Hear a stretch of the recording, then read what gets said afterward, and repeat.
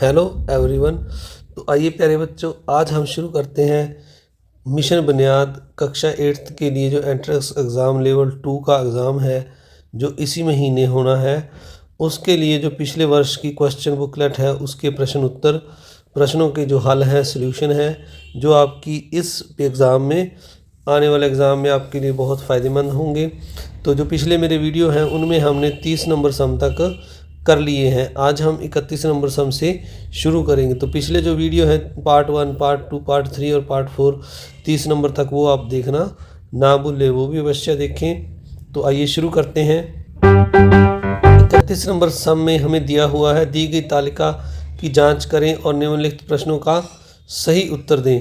तो ये हमें एक तालिका दी हुई है जिसमें ये लिखा हुआ है range of mark obtained and number of students. तो जो 250 से 300 के बीच में 10 स्टूडेंट्स ने नंबर प्राप्त किए, 300 से 350 के बीच में 12 विद्यार्थियों के अंक आए, 350 से 400 के बीच में 14, 400 से 450 के बीच में 13 और 450 से 500 के बीच में 11 विद्यार्थियों ने अंक प्राप्त किए।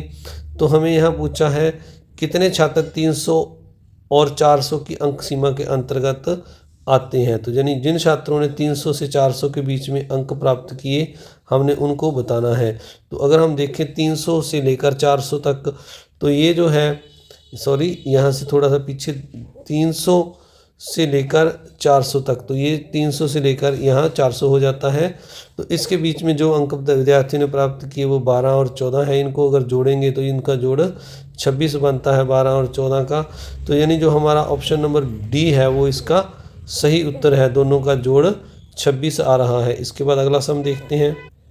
32 नंबर सम में हमें लिखा हुआ है निखिल की आय अखिल की आय से 20% कम है। अखिल की आय निखिल की आय में से कितने प्रतिशत अधिक है। तो निखिल की आय जो है अखिल की आय से 20% कम है। हमने बताना है अखिल की आय उसकी जो निखिल की आय उससे कितने प्रतिशत अधिक है। तो सबसे पहले हम यहाँ पर लिखेंगे, जो हम प्रतिशत अधिक निकालते हैं उसके लिए फार्मूला है R बटा 100 माइनस R गुना 100, और बार में हमने क्या लगा दिया, प्रतिशत। तो इसका मतलब ये है कि जैसे हमें इनकम 20% लेस है, तो अब इनकम जो है 20% लेस है, तो हम जो इसके जो रेट है उसमें जो 20% है नीचे 100 में माइनस कर देंगे, 20 बटा 100 माइनस 20। अब हमने प्रतिशत निकालना, तो हम 100 के साथ गुना कर देंगे। तो इससे इसको काटेंगे हम, माइनस करने के बाद 80 और 100 को 0 के साथ 0 काट देंगे। तो इस तरह से 0 के साथ 0 काट देंगे, और जो है 8 और 10 को काटेंगे तो 5 दूनी 10, यहाँ 4 आ जाएगा। फिर हम इसको काटेंगे 4 एकम 4 और 20 को काटेंगे तो 5 चौका 20, तो दोनों के गुना 5 5 25% आ जाएगा। बी ऑप्शन इसका उत्तर आएगा। बी पर आपने टिक लगाना है, ये डी पर लग गया तो बी पर टिक लगाना है। इसके बाद अगला सम है 33 नंबर सम। इसमें लिखा हुआ है यहाँ पर हमें, यदि निर्माता को 10% थोक व्यापारी को 10%, थोक व्यापारी को 15% और खुदरा व्यापारी को 25% लाभ होता हो, तो वॉशिंग मशीन का उत्पादन लागत क्या है जिसका खुदरा मूल्य 37,950 रुपये है। यानी निर्माता को 10% लाभ होता है, थोक व्यापारी को 15% और खुदरा को 25% लाभ होता है। तो हमने उसकी जो वॉशिंग मशीन की उत्पादन लागत मूल्य है, मतलब कितने की तैयार हुई, वो पता करना है, जिसका खुदरा मूल्य मार्केट में 37,950 रुपये है। यानी रिटेल में जो दुकानदार इतने की बेच रहा है। तो इसके सॉल्यूशन का जो तरीका है, अगर हम मान लें भी उसका जो रिटेल प्राइस है यानी खुदरा मूल्य x है, तो इसका जो उसने जो मेन जो है थोक व्यापारी, उसने 10% लाभ लिया, तो यानी उसने 110 में बेची, 100 की ली थी तो 110 की बेच दी, तो यह उसका जो है जो खुदरा मूल्य आ जाएगा। अब आगे उसने इसका जो है 15% लाभ है, आगे जो होलसेल थोक विक्रेता है तो उसने 115 की बेची 100 की लेकर। तो इस तरह से आगे जो इसने जो अगला है उसने 125 यानी 25% लाभ लिया, तो उसने 125 की बेची। जो रिटेलर है, जो मतलब खुदरा व्यापारी है, तो उसने 100 की ली। तो अगर इस तरह हम इनको लिखकर अगर हम गुना करेंगे और इसको काटेंगे, तो ये जो है, जो ये वाले 100 हैं, जो ये दूसरी साइड में जाकर ऊपर चले जाएंगे 100 और 110 नीचे आ जाएगा, 115 नीचे आ जाएगा, 125 नीचे आ जाएगा, क्योंकि इन सभी का जो मूल्य है वो 37,950 के बराबर है इनकी गुना करने पर। तो इनको हम दूसरी साइड में ले जाकर काट देंगे। तो काटने के बाद जो हमारे पास शेष रह जाएगा वो 3 गुना 4 गुना 20 गुना 100 रह जाएगा। आपको दिखा देते हैं कैसे काटे। पहले 0 के साथ 0 काट दी, फिर 11 को काट दिया, 11 एकम 11, 3 या 795 को काटा तो 345 आ गया। अब 115 पे काटा 345 को, 115 एकम 115 और 115 तिया 345 तो 3 आ गया। अब 125 को 100 के साथ 25 के टेबल पे काटा, 25 चौका 100 और 25 पाँच 125 और 5 को 100 पे अगले पे काटा तो 5 एकम 5, 20 पाँजा 100 होता है। तो ऊपर रह गया हमारे पास 3, 4 और 20 और 100। तो इनकी गुना कर दी हमने, 3 गुना 4 गुना 20 गुना 100, तो ये 24,000 आ गया। तो यानी इसका जो ए ऑप्शन है वो सही उत्तर है। इस तरह आपने 33 नंबर को करना है। आगे बढ़ने से पहले आप सभी से एक बार फिर से रिक्वेस्ट, अगर आप चैनल पर नए हैं तो चैनल को सब्सक्राइब जरूर करें, वीडियो को लाइक करें और अपने दोस्तों मित्रों में इस वीडियो को ज़्यादा से ज़्यादा शेयर भी ज़रूर करें। अब 34 नंबर सम में हमें लिखा हुआ है, कितने समय में एक निश्चित राशि पर 10% वार्षिक दर पर साधारण ब्याज मूलधन का 0.125 गुना हो जाएगा। तो हमने कितने समय में, तो समय हमने निकालना है।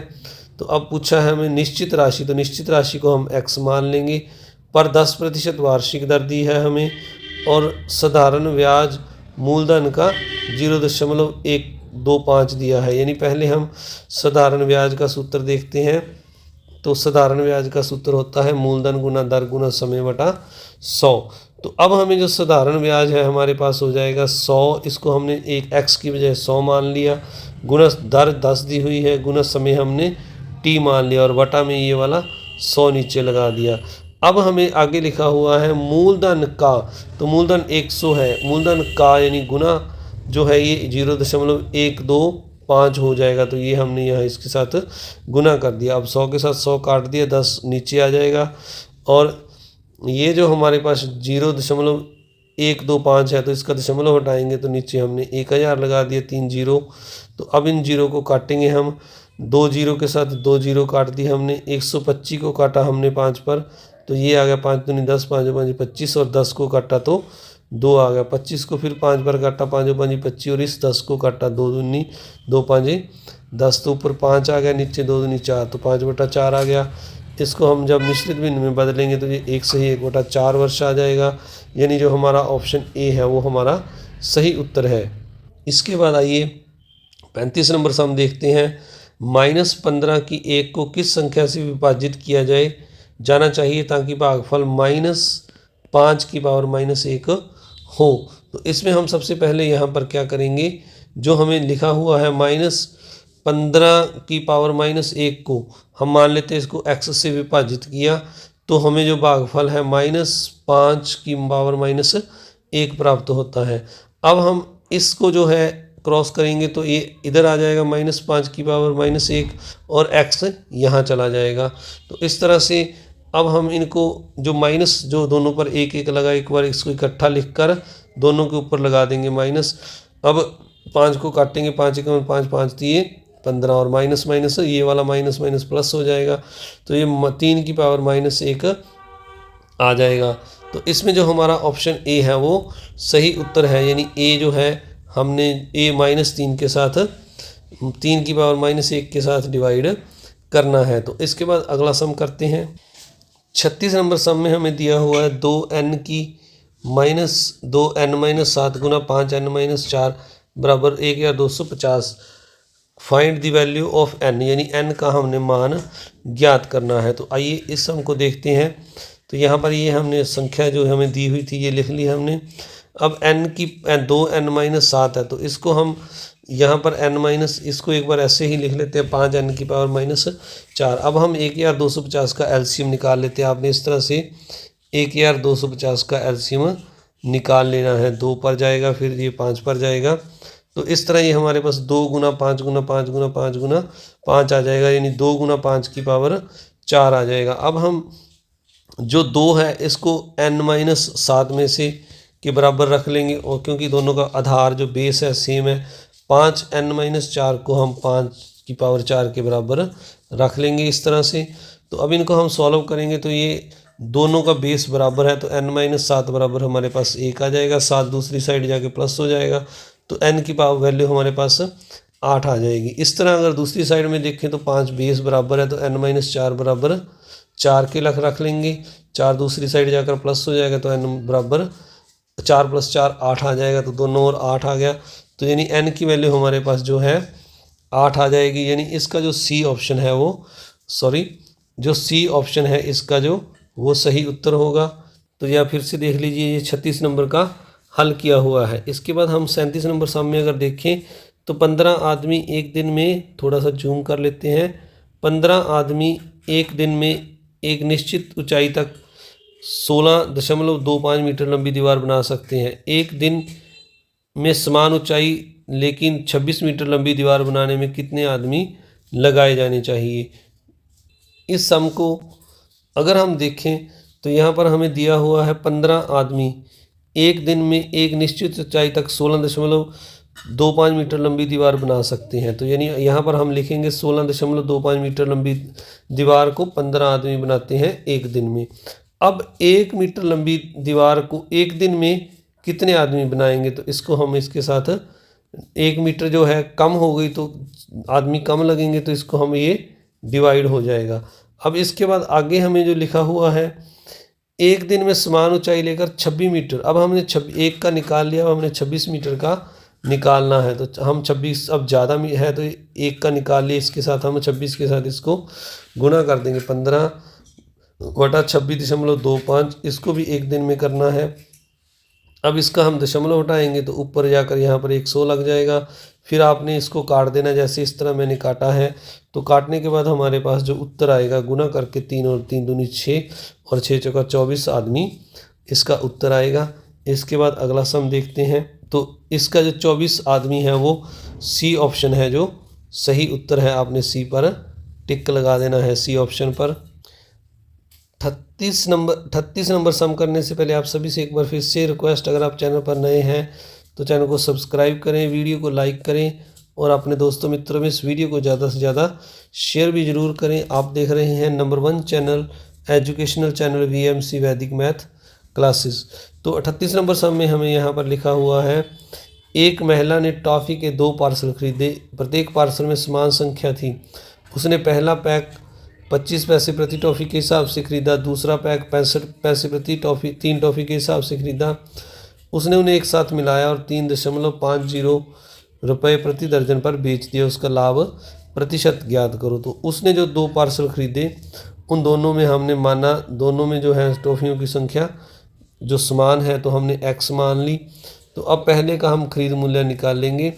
तो हमें दिया हुआ है 25 पैसे के हिसाब से, तो 25 पैसे को 1 रुपये में बदल लेंगे 100/100 लगाकर, और ये 25/100 हो गया, 1 रुपया बन गया, यानी रुपये का 25/100। तो इसको हम x के साथ गुना कर देंगे तो x/4 रुपये आ जाएगा। इस तरह जो 65 पैसे हैं दूसरे पैक के, तो उसको भी हम 65/100 कर देंगे। यहाँ पर हमें जो 65/100 दिया हुआ है, ये 3 टॉफ़ियों का मूल्य दिया हुआ है। तो अब हमने 1 टॉफ़ी का मूल्य पहले हम निकालेंगे। तो 65/100 है जो, इसको 3 के साथ यहाँ पर डिवाइड और करना है, यानी नीचे 3 लगाना रह गया। तो अब ये 1 टॉफ़ी का मूल्य आ गया है, तो इसको हमने x के साथ गुना कर देना है, तो ये x टॉफ़ियों का मूल्य आ जाएगा। अब 65 और 100 को हम काट देंगे, 5 पर यहाँ पर 13 आ जाएगा और यहाँ पर 20 आ जाएगा। अब 13 ऊपर 13x आ जाएगा गुना करके, और नीचे 20 दिया 60 आ जाएगा। तो ये 13x/60 आ जाएगा। अब आगे अगर हम देखें, इसको थोड़ा सा मैं बंद करके द्वारा आपको बता देता हूँ। तो यहाँ पर आपने 3 के साथ मल्टीप्लाई करना है। तो आगे जो है ये 2 पैकेट का हमने मूल्य निकाल लेना है, क्योंकि एक पैकेट में का मूल्य x/4 रुपये है, दूसरे का 13x/60 रुपये है। तो इनको हम एलसीएम लेकर जोड़ेंगे, तो ये 15x + 13x/60 आ जाएगा, 60 एलसीएम आएगा।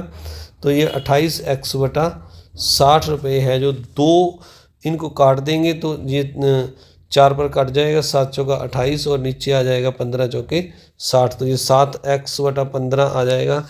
ये जो है 2 पैकेट का मूल्य हमारे पास आ गया, 2 टॉफ़ियों के पैकेट का मूल्य आ गया। तो हमने दोनों को मिक्स किया है, यहाँ पर एक पैकेट का मूल्य ये है, दूसरे का ये है, तो ये 2 पैकेट का आ गया। तो 2x जो टॉफ़ियों 2x टॉफ़ियों का यानी 2 पैकेट का मूल्य आ गया, 2x हो जाएंगे क्योंकि एक पैकेट में x टॉफ़ियाँ हैं, तो दोनों में x + x 2x हो जाएंगे, यानी 2x टॉफ़ियों का मूल्य हमारे पास कॉस्ट प्राइस आ गया 7x/15। अब एक का निकालने के लिए हम इसको 2 के साथ नीचे डिवाइड कर देंगे, तो ये हमारे पास आ जाएगा 7x/15 दूनी 30x, 7x/30x आ जाएगा।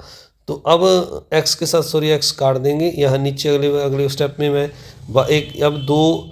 अब हमारे पास 2x जो है टॉफ़ियों का मूल्य था, एक टॉफ़ी का निकालने के लिए हमने डिवाइड कर दिया 2x के साथ। तो सादा सीधा आप यही देखिए 2x टॉफ़ियों का मूल्य 7x/15 है, एक टॉफ़ी का निकालने के लिए हमने 2x से डिवाइड कर दिया। अब हमने 1 दर्जन यानी 12 टॉफ़ियों का मूल्य निकालना है, तो हम इसको 12 के साथ यहाँ पर गुना कर देंगे। अब इसको अगर काटेंगे हम तो 12 को तो यहाँ पर 4 आ जाएगा, यहाँ पर 5 आ जाएगा। 2 और 4 को काटेंगे, 2 एकम 2, 2 दूनी 4, तो ऊपर हमारे पास रहेगा 7 दूनी 14, नीचे 5 आ जाएगा। x के साथ x आपने काट देना है। 14/5x को अगर आप डिवाइड करोगे तो ये 2.8 रुपये आ जाएगा।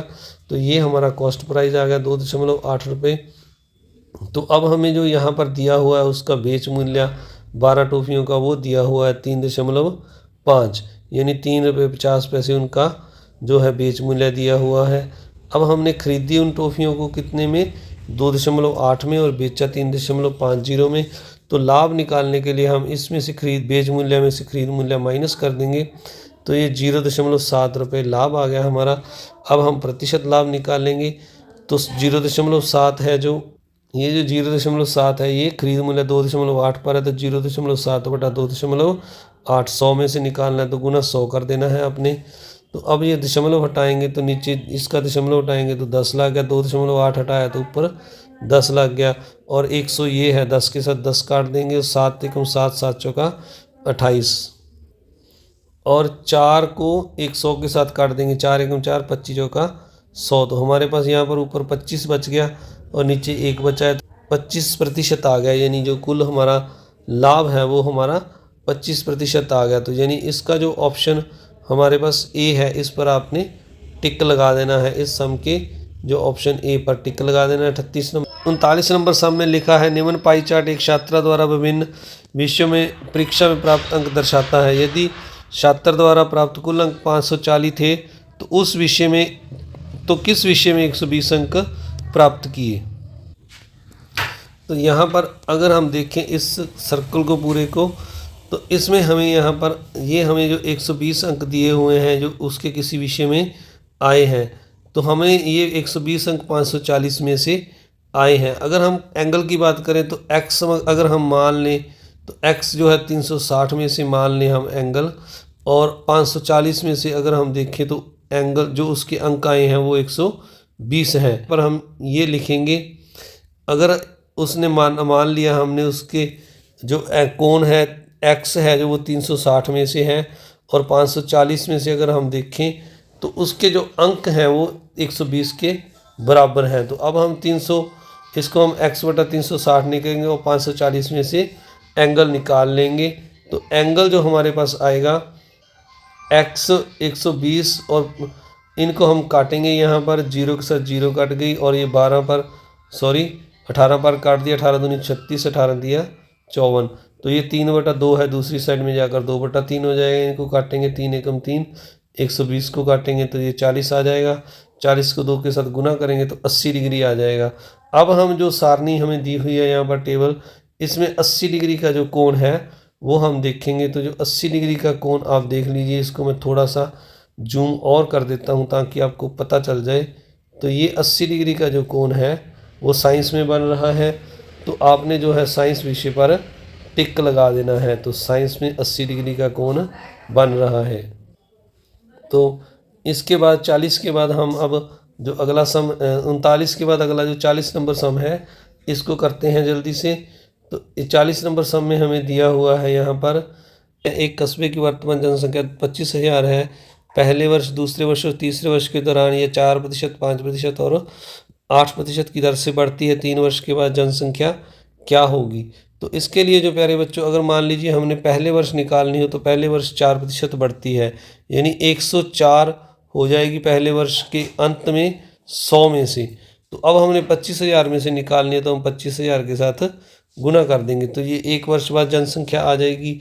अब हमने दूसरे वर्ष में निकालना है तो जो 5% इसका और बढ़ गया, तो इसका हम 5% और ले लेंगे, 105/100। तो 100 में से अब 105 है, तो इसमें से इनकी जो गुना आएगी उसमें से कितनी है। इसके बाद जो ये 8% है, फिर हम 108/100 और लगा देंगे लास्ट में। तो ये तीनों वर्षों की जो जनसंख्या बढ़ी है उसको 25,000 के साथ गुना कर देंगे। तो गुना करने के बाद इनको आप काट देंगे, तो काटने के बाद जो हमारे पास आएगा 52 गुना 21 गुना 27, इनकी गुना करेंगे तो ये 29,484 आ जाएगा। यानी ऑप्शन जो ए है वो इस सम का उत्तर आ जाएगा। अपने ऑप्शन ए पर टिक लगा देना है।